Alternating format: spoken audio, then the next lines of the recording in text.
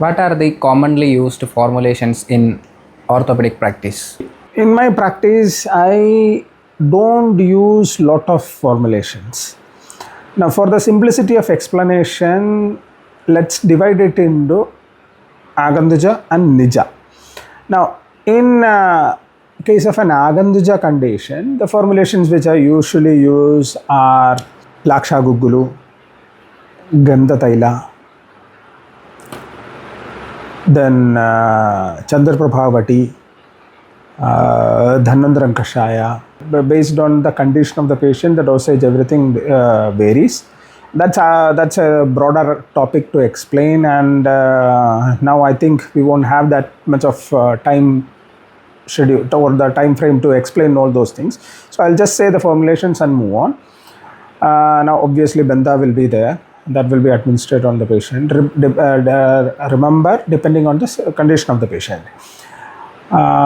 Then post recovery, then the medicines changes. For a longer term, I'll advise the patient to continue with the Laksha Guggulu. Sometimes I will advise the patient to have Dhanvantaram Gutika for a longer time. Those things are usually for the Agandhuja type of condition. For Nija conditions, again, my vocabulary of medicines will be very limited. I usually go with kashayas like Rasna Saptaka, Rasna Panchaka, Guggulu Tiktaka Kashaya, Punarna Ashtaka Kashaya. Very limited. But remember, mine is basically the adding of ingredients along with this. See, Acharya has given a lot of anupanas along with this, and I use it judiciously in my practice, whether it is the use of Guda, Saindhava, sometimes the use of powders like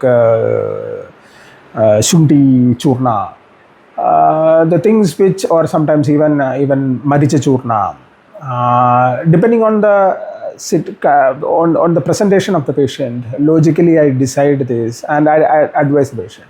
And I usually extensively use Eranda Thailas also along with the Kashayas, where some Nitya Shodhana or something is required. It's intuition because of God's grace, and maybe from the advice of my gurus, I use those medicines along with in a combination way I usually use.